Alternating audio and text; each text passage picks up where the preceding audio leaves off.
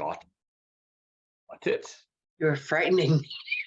That's Oh, too much energy, Andy. I know. There's a little bit too much holly jolly going on over here. Been drinking eggnog. I have. Okay, You know, we're here. We're recording. Okay, so we just got to get our info shared. I have not had a glass of eggnog this whole season. I do like either. I like the nog, but I don't want to just buy a half gallon and drink it all by myself. So, well, we should buy a quart and then just share it with each other. There we go. We should do that. We'll have to have a nog party soon. Welcome to another episode of Scrutiny with Cheri and Andy. I'm Andy Vargo, and this is my bestie, Cheri Hardman. We decided to do something. Yeah? Andy Vargo and I will do anything for attention. Yes, we will. I'll tell you what I did. My nails, my hair, and my nails, my hair. You gotta give yourself credit for all the things you do. I'll tell you what I did earlier, later. Now I don't know when it'll happen. Earlier. And we're here to discuss my nails, my hair, and being the best at no matter what it is that you're doing. Now I don't know when it'll happen. All right. You look festive. Well, thank you. I got my, my Own Your Awkward. Oh, yeah. I was going to put my ugly sweater on, but oh well. Figured I'd go for it. It's a little tight. I lost 5 pounds the week before Thanksgiving, which was the week I ordered this, thinking, oh, well, by the time I have it, I'll lose another 5. And then I found those 5 back. And so it's funny how they keep returning, isn't it? They're like what is the prodigal son? Yes. Those excess pounds. Mm-hmm. They're not excess. They're just cushy pounds.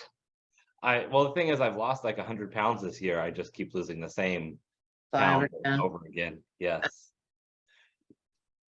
So yep, I hear you on that. How are you today? I'm pretty spiffy. How are you? My nose is running, so I'm a little concerned about that.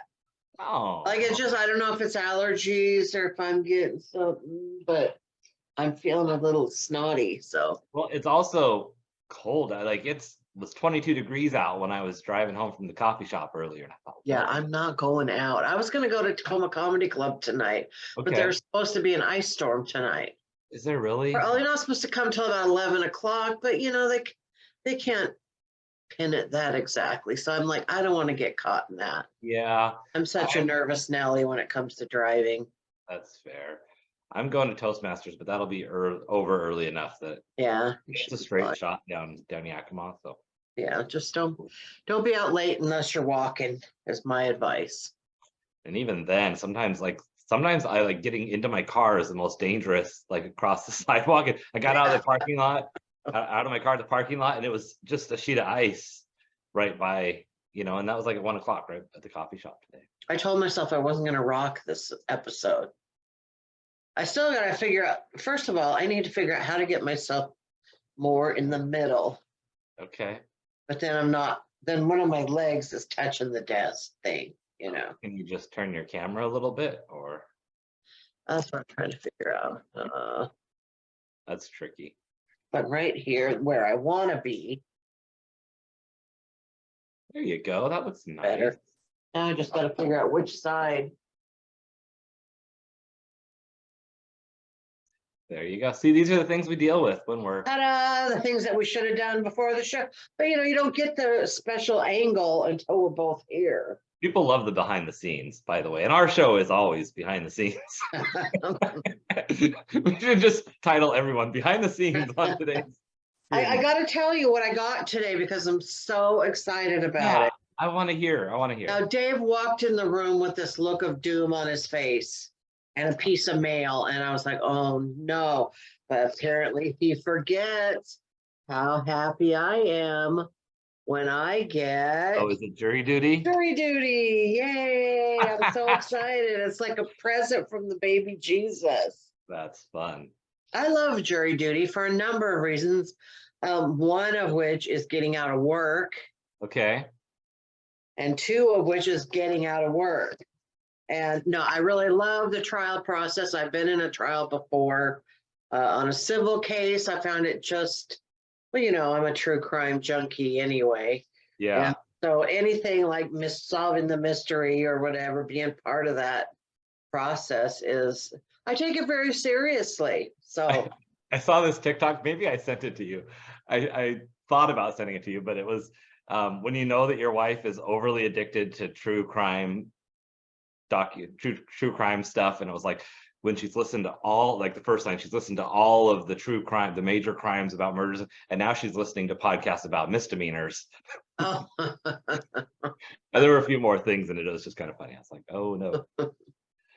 So that was my good news for the day. Exciting. That's yay, good for you. Well, I'm trying to think. I had a busy day. I've been working on formatting my book because I got that next illustration that my son was working on for me to drop in there. So so I've been dropping that in, and it's the formatting piece is just a lot of monotonous over and over again repetitive work because I have to do this for 60 days and I have to cut out the text and drop it into a text box and get it in the right place, format the font because it's a different font. It just takes some time and I have to pay attention to what I'm doing. So it feels good though to be moving that forward because I'm very visual with things. And so there are a couple aspects that I need to finish in this book, but until I have that done, I can't drop them in. So that's kind of cool to be in that space because it feels like it's the final home stretch now. That's great. So yeah. That is fun. I have been in my office for the last couple hours just trying to get my events. Okay. My odd or events, I found that they do better if I do a bio on each performer with their big picture. Yeah. But that's time consuming. Yeah. I got to go look up there. Because if you wait for a comedian to send it to you, forget about it. So I take what I can and then I go search out their crap and I write something about each one. I run into that. That takes over an hour for sure. Oh, it does. I run into that with my podcast guests. Like I have an automated scheduling thing where people to schedule to be a guest on my podcast, they have to fill out a form, and that makes them put in their bio, their headshot, and their social media links, and they have to fill it out in order to schedule the appointment, which is nice because that really forces that to be done. But every once in a while, people, they put like a half sentence bio. I'm like, really? So then you still have to create it. Or every once in a while, if someone's like a bigger star, I'll send them hey, you can schedule it this way, or just let me know what works. And then I don't have those pieces. So then I just say, hey, do you want me to pull from your site, or do you know? You know what I should start doing is start doing a service where I charge comedians $20 to write their bio for them. That sounds great, but I think you should charge more than that. But well, comedians don't have money. That's what I'm saying. But yeah. Because I can write pretty fast, and I'm just sick of people not knowing how to write a bio. Yeah. I mean, it is awkward to write about yourself in the third person, for sure. Yeah, and I have a lot of people who send their bio over in first person, and then I have to rewrite it. Right. I mean, change it to third person. Yes, I have that too. So but it's all that stuff. Even if it's in the best case scenario, it's an hour to just get it changed enough, formatted and loaded. And if you're having to search, then it's going to be even more. And then I got to take the poster and put it on my website. So I got a lot of work ahead of me today, but I got a good chunk of it done. Then my computer started typing the wrong letters. Oh no. I was typing in an L and it was giving me a J, and I'm like looking. I know I'm not typing incorrectly. So then I had to stop, and then all of a sudden my mouse wasn't working. Oh no. So I just restarted everything, but this happened just right before we were supposed to start. Yeah, I saw you say your keypad was sticking, and I'm like, oh no. That was right after that it went butt wacky. So the other day I had put my studio lights away and everything, which I have been just leaving out but had company over, so I put everything all the way away. So today when I went to like log in for the podcast, I'm like, oh crap, like everything has to be set up. So Oh. instead of it being like a 4-minute login. Right. So I just like, I should restart my computer more often. yeah. I leave it open with all my windows open for days on end. Yeah, I do that too. I just close my laptop and take it with me, and then every once in a while it's like, oh crap, I really need to do the updates. So we had a great show at Odd Otter on Monday. We had an awesome show at Odd Otter on Monday. Yeah, we had like pretty much a full house. Yeah, every table was filled up. There was a lot of people there. We had to reserve the whole back space just for the tickets that had sold, and people were buying them right up till the show started. Yeah, and even after the show, I had people giving me money. So yeah, no, that was great, and the comedians all did an awesome job. I mean, Bo's just hilarious. Yeah, he really is good, and he's just the nicest. Yeah, I had a customer. He is. I had a customer come in yesterday. Wait a minute, and he's also pretty easy on the eyes. So book Bo Johnson, you'll get a make it creepy, but he's I'm a creepy person, I guess. So, but I had a customer yesterday say, "Oh man, I wish I would have caught that was Bo Johnson here. I saw him at." He said that he saw him at a show and he thought Bo was just the funniest person on the show that Bo was hosting recently, and so he's like, "Oh man, I would have made sure I was here if I picked up on that." And but it's like he hadn't noticed the flyer before. So, which by the way, the flyer for the new show has a misspell on it. That was it my name? No, it's Levi's. So I caught it today and changed him the version I have, but okay, the one you have there at Otter needs a little white out. Okay. Have any white out just to take one letter out. Send me the thing too when you get a chance, because I'll reprint some to have a few more around. Yeah. Yeah, I'm excited. So January 23rd, I'll be performing at Otter, and I'm really excited about that show because it's Cheri's Unmentionables, which is always a blast. It is a blast, and I'm really excited because I wasn't sure who I wanted in the last spot. Like I had you booked already. I knew I wanted Dewa Dorje because she's just so much fun and she's full of a lot of energy, and I just have liked her since I first met her. Who else do I have? But it was like, it was what? Didn't you say Levi? Yeah, but it was, that's what I'm talking about. But wasn't there one already? Who else is on the show? Is that it? Well, you have the headliner. Is it just the three of you guys and the headliner? I think maybe. Yeah, it is. Yeah, it is. But I wasn't sure who I wanted to book. And then I happened to see something. I thought, Levi's always so good on that show. We've had him on that show more than once because he's just so willing to do anything. Well, and he just rolls with it, and his comedy style really lends to that anyway. Right. So. Yeah. He's really good at it. Reese Green was, not that you and the other people that have been on it, but I just noticed especially him and Reese Green, he wanted to do all the consequences. Yeah. Well, it makes it more fun when, like, I almost like the idea of having a timer where if someone hasn't had a consequence by like 2 minutes into their second set, like that there's just a random buzzer where even if you had like one of those, the games where there's a random timer like Outburst or Taboo where you don't know. Potato or something. Yeah. Yeah, like where you don't know, is it going to be 30 seconds or a minute and a half? So if they haven't had a consequence yet, then it's like beep, beep, beep, beep, beep, spin the wheel, because I really like spinning the wheel too. It's like, I think that's what makes it fun. Yeah, of course. Yeah. You have to be in the right mindset to know that you're abandoning that second set. Right. You can't be like, oh, I'm going to tell this. Like the goal is not to memorize and get through that whole bit necessarily. It's like, you might just have to abandon it mid story. Yeah. Sometimes I probably need to say that specifically to Dewa because she doesn't know. Well, and you know what? Sometime I would like to play. Yeah. Unmentionables. I think people would like to see you play Unmentionables. So maybe next time we do Unmentionables, you can host and I'll be one of the performers. That would be fun. Yeah, let's do it that way. Also, yeah, I'll mention it later. I have thoughts going through my head now, but I don't want to bore everybody with Yeah. too many behind the scenes. But yeah. And then we had our yearly goal setting planning session. We did. We probably spent much more time on our eating and our mimosas than we did on actually planning this. This is true. And you know, I started out this was Tuesday that we did that. I started out Tuesday thinking, sweet, I'm not going to drink today. I'm just going to be healthy. Started out the day with mimosas, ended up stopping by the Otter and having a beverage there, and then closing out the night at the Parkway. A couple more beverages. I was like, and it was very slow drinking, like, you know, 2 here, 1 there. Right.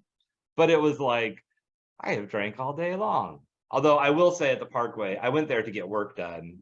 And so one of the bartenders at one point, she's like, is that still your first beer? And I had drank like barely any out of it. She's like, is it warm yet? I was like, well, I really came over here to get some work done. And so I was there for like 4 hours, but I think in that 4 hours I drank 2 beers. Yeah. So there's that. I don't have my calendar. Oh, yes, I do have my calendar with me. I don't have any shows the rest of this month. Happy New Year. But January is right around the corner. Well, you know, I mean, there's not that many shows going on right in the middle of Christmas. I'm looking forward, though, to I'm doing Ording in January. Oh, that's a fun room. I like that. Brandon has good rooms. I love his rooms. Yeah, he does. I think it's because he fosters a relationship with the people that come. Yeah. So yeah, I've got a Zoom show, an Otter show, and an Ording show next month. So, but January, I'm really jumping on the bandwagon to get some bookings. And I also realize I'm trying to do World Series of Comedy this year. So I've got to decide when I'm leaving town and when I'm not and where I'm going. So yeah, that's a lot to kind of strategically do. That'll be fun. I'd love to go different places. Next year, which is just crazy to think it's a week away, but next year it already feels very busy to me. There's things I still want to get. Like I'm going to be getting a lot more speaking gigs on the calendar, which I have plenty of room to fill that up. But even without plugging those in yet, I already have so much between January, February, and March. Like I was just talking to our division director at Toastmasters, because I cover an area and we were kind of strategizing.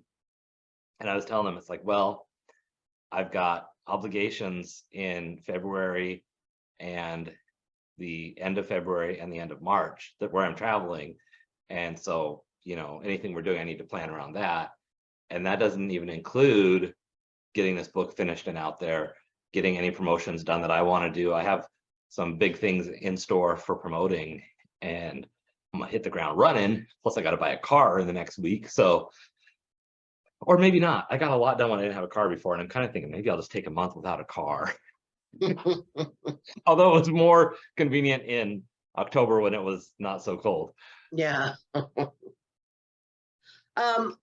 I wanted to tell you, you told me right before the show that you had been on TikTok, and I wanted to also talk about TikTok. Okay. Maybe for the rest of the time, we only have till 3:45. We can talk about our different things on TikTok, because I have stuff I want to talk about. Okay. Well, go ahead.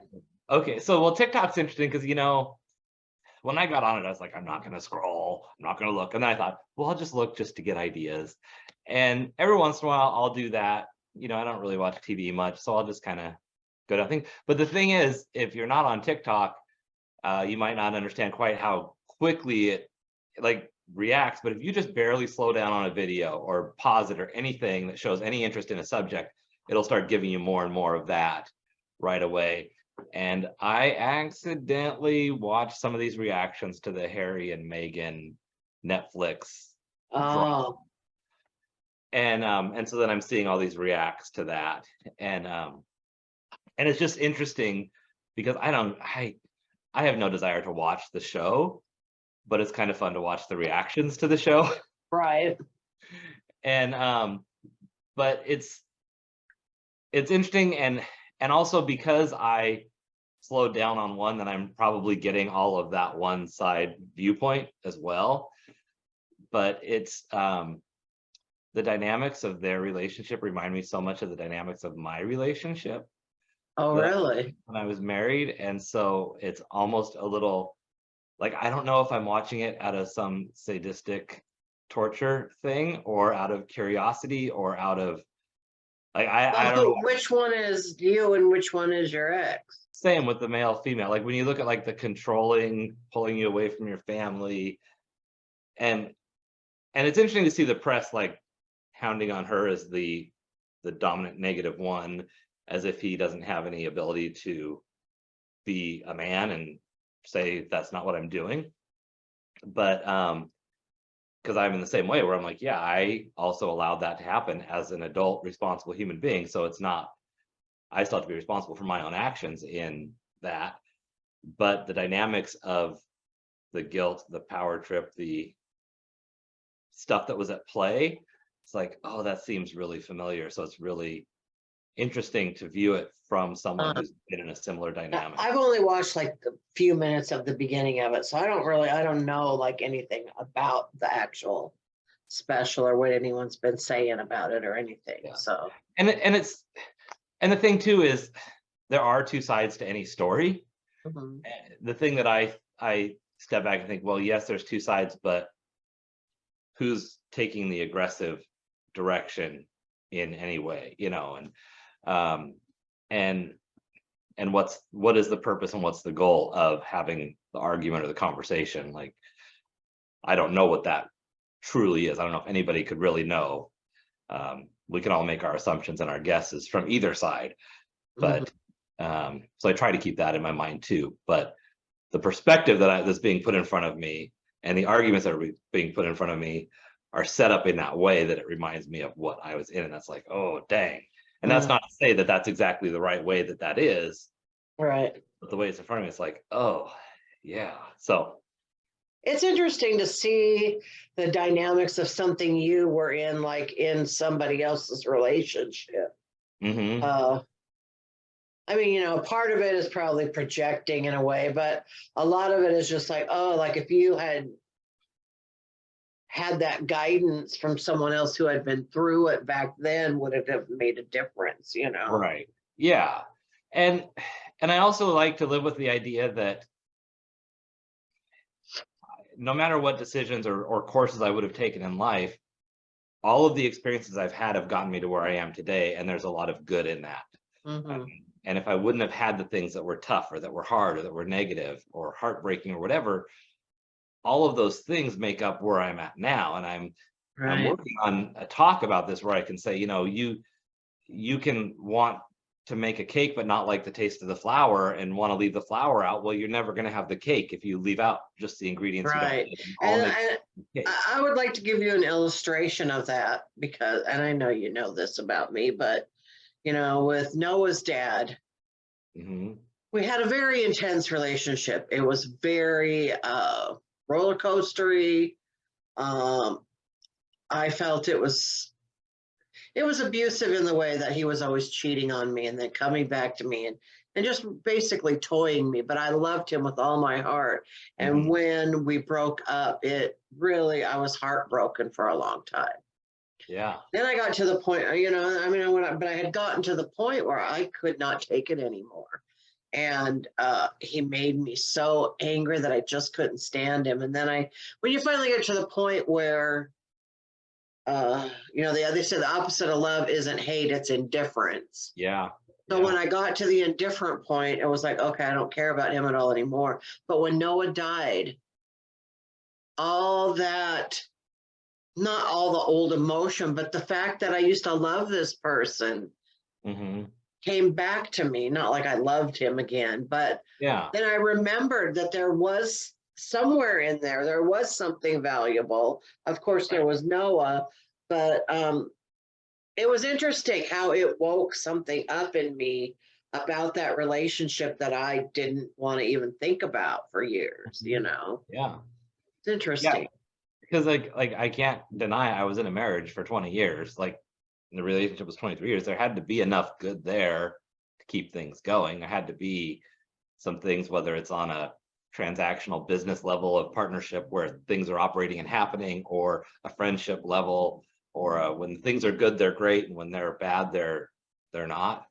But But sometimes you kind of beat yourself up, like, why am I still, having issues from that? That was a long time that you were in yeah, that. that's That true. was a Yeah, long period of time of your life. Your yeah, most like, not your developing years, but kind of sort of your finding yourself as a person years. yeah. Because it was from when I was 18 until 40. So when you look at like your Right.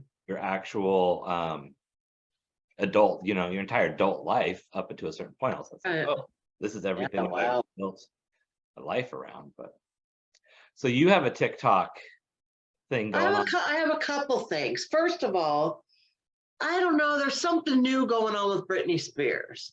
Okay. And like, supposedly she and her boyfriend got married, but a lot of her fans think that she's actually really dead, or he's just posing with somebody else, because like there's a picture of him in a pool with a female who's facing the camera, but you can't see her face because she's behind him, and she Oh, puts her arm around his neck, and there's no tattoo on the hand where Britney has a tattoo.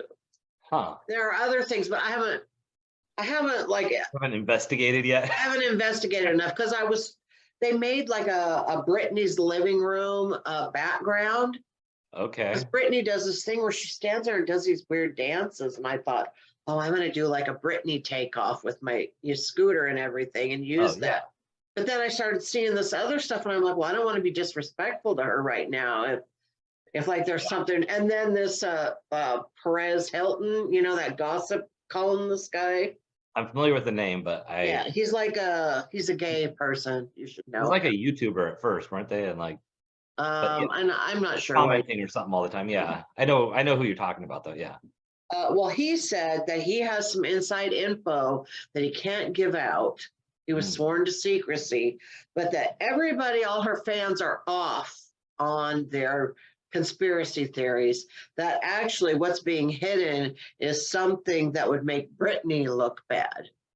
Oh, And so there's just like, you get sucked into this stuff. and you're like, I want to get to the bottom of this. What's going on? Like, do I give two shits about Britney? No, not really. I mean, I was concerned about her when she was in that conservatorship, and I felt like people were taking advantage of her, and that bothered me just as a woman, as a human. Yeah. But now it's like, now I'm in this. But the other thing is Sister Wives. Oh, And I think I talked about this recently, about how Christine left Cody. Okay. I can't remember any of these, but I know that there was one of them was leaving, and that Yeah. there's She only one left. They're divorced. Okay, And they were never technically married, but but in their she broke relationship. out of the club. Yeah.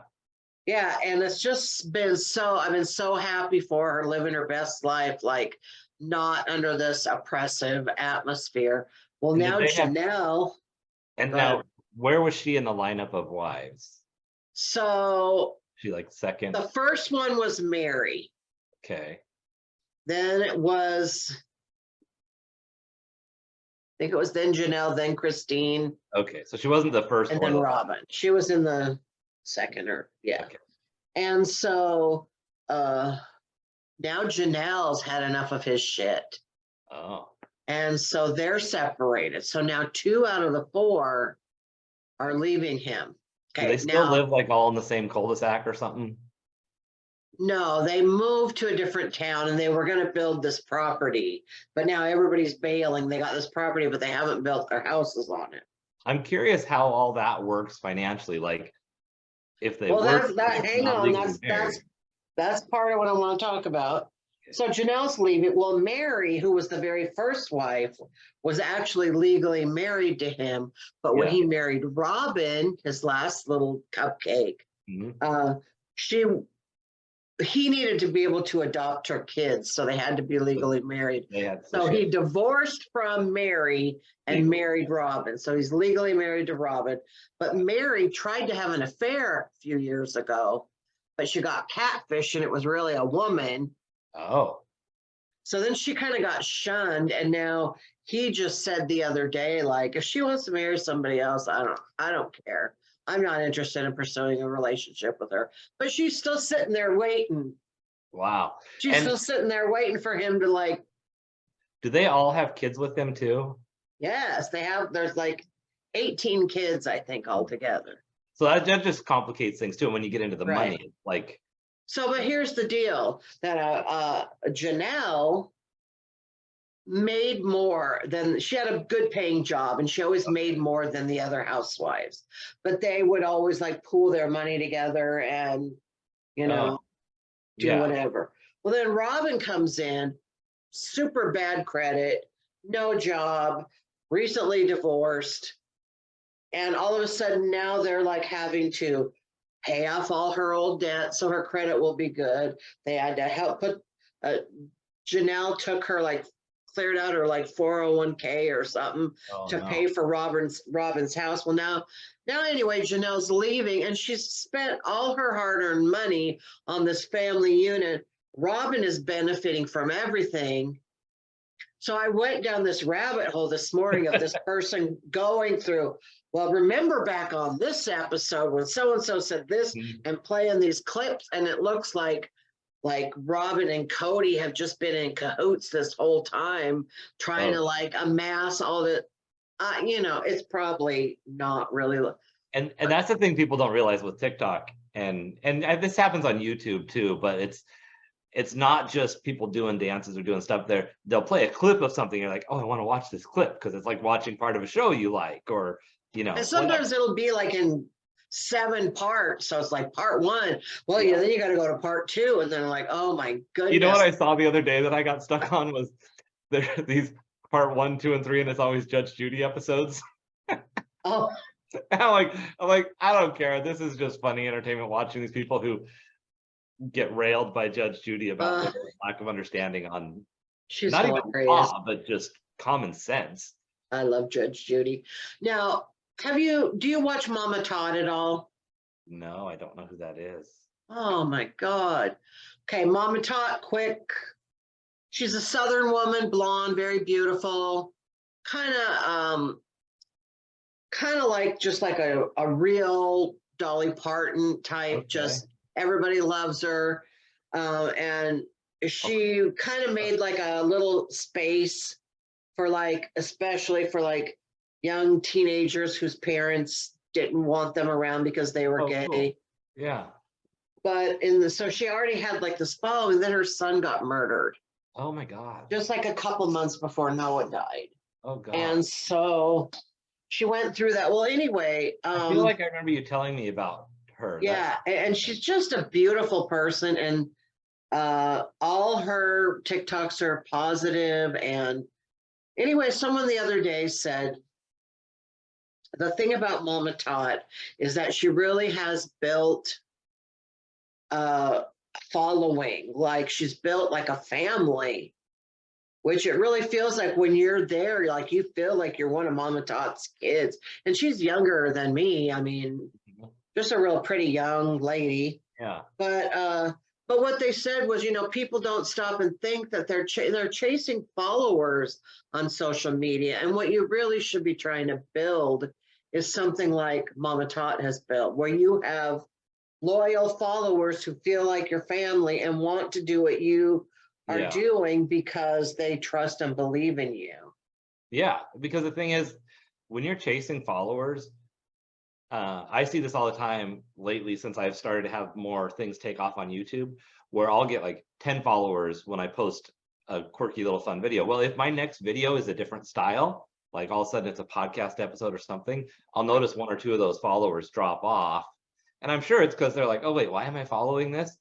But if I was, and I've done this in the past with social media, where if I was following a bunch of people just to get them to follow me back, they're not following me because they like my content. They're just following me back, and they're going to unfollow me eventually. So now I'm following a bunch of people I don't even really want to follow, just to try to get those followers. But it would be way better to have fewer followers that are following you because of what you're posting and that are engaging and liking it. And then it is fostering that community. Yeah. So I'd highly recommend looking her up. She has 2 accounts. One she uses for like kind of journaling, and one she uses as her positive, and I don't remember which is which. Okay. But I'll send you something of hers because Yeah, I really feel like she'll even go like she'll just even like sit down and go, have you eaten today? Why don't you sit down and have something to eat? Have you been drinking enough water? You know, even just like stuff like that, where yeah, it's just a really lovely person. So I like that. That's nice. yeah. Yeah. But definitely a way, it just really made me think about my social media presence, because I realized yesterday, you know, I had received that video that had Noah's voice on it. Yeah. And it meant so much to me. But the thing that really touched me was that I realized that everyone that liked it or commented were the same, mostly women that surround me whenever I'm going through anything hard. Yeah, it's your community that you're close. Yeah. And it's like some of these loyal. people I don't spend a lot of time with in person, but I Mhm. have a total relationship with them online for Yeah. sure. And that those are my people. You know, it was interesting when I came out, there were people that I used to work with that I never felt that close to. I got along with them. I liked them as coworkers, but I never went to their house or did anything with them. And a few of them became like my biggest supporters. And a lot of times it was they had someone else in their family that was, you know, one letter of LGBTQ community or something like that, or they have some sort of thing in common that they had gone through where they could relate. And it was almost like a protective, like, oh, we got your back. But it's interesting, the more vulnerable you are and the more you share about yourself, the closer you get and the more support you get from the people that really matter. And like when I had a speaking gig over in Wenatchee, and one of the gals that I used to work with, she's like, well, just stay at our place. I'm like, are you kidding me? Like, I didn't feel like I knew you very well. I only knew you for a year or so before I left. And Mm. and they've been one of my biggest supporters with my social media stuff, and it's just interesting how dynamics change and shift, and the people that really support you are the ones that you just got to pay attention to. Yeah. Yeah. So I will, when I'm doing stuff, I will do it with them in mind for sure. Yeah.